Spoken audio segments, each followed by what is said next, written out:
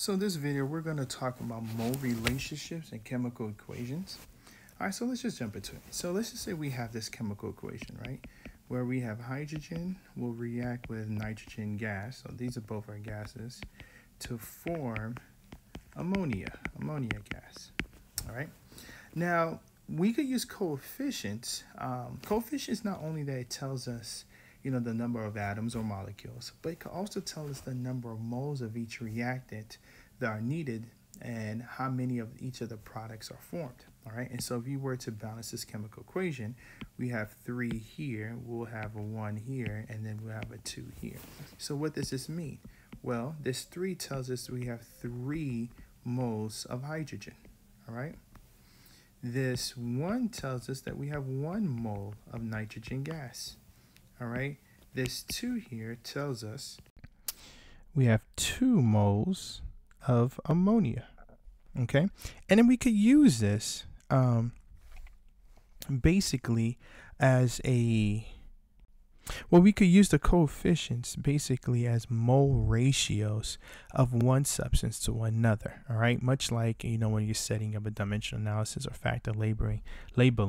And what I mean by that. So when you're looking at this, we see that we need 3 moles of H2 for every 1 mole of nitrogen of N2.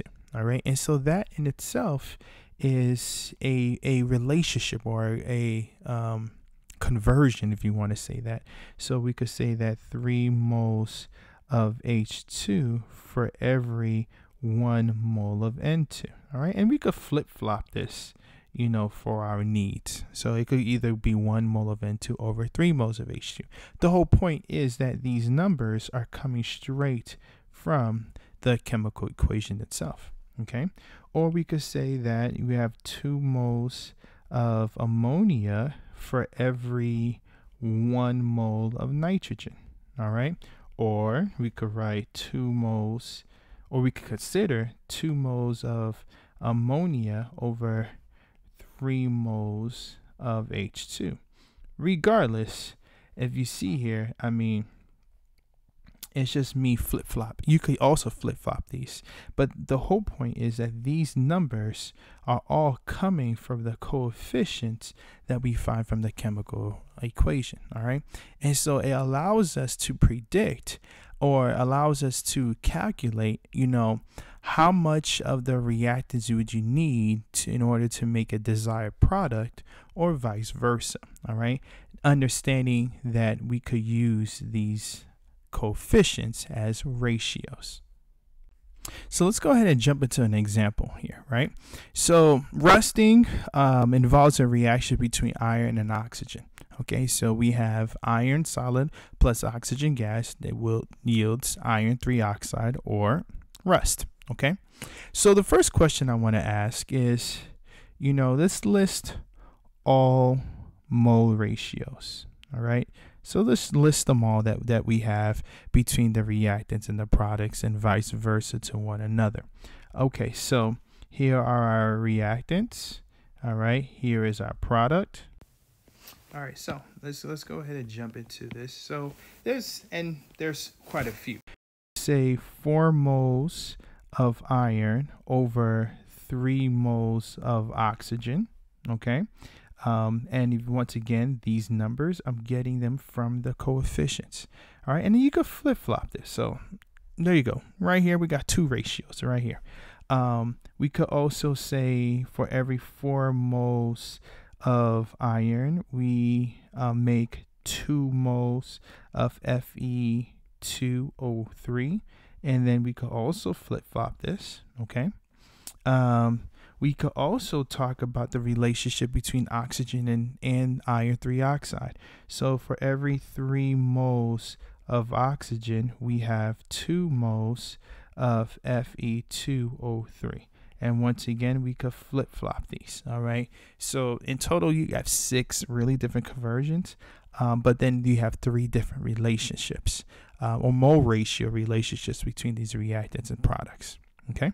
So that's one way we could look at this.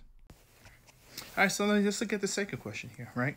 So it's asked us how many moles of iron 3 oxide, so iron 3 oxide, are formed by the complete oxidation of 6.2 moles of iron. So iron here. All right, so let's just go ahead and highlight the components of the equation that this question is addressing. Now, you will notice that when we're looking at these questions, oftentimes it doesn't tell us every single aspect of every single substance within a chemical reaction. All right, but whatever substance that it's talking about, those are what's most relevant to us. And so you see that it's asking about how many moles of iron 3 oxide. So we need to care about this right here. Are formed by the complete oxidation of 6.2 moles of iron. And so we have to care about this. So these are the two substances in which the mole ratios that we're going to consider for this problem. Okay, and so if you notice, we're starting with 6.2 moles of iron, 6.2 moles of iron. All right, and then we're trying to figure out how many moles of iron 3 oxide that's formed. Okay, all right, and so let's go ahead and write this out. So we start off with 6.2 moles of iron, and what we're going to do, we're going to use the mole ratio between iron, all right, and the iron 3 oxide. We're going to use that relationship. We're going to use that ratio.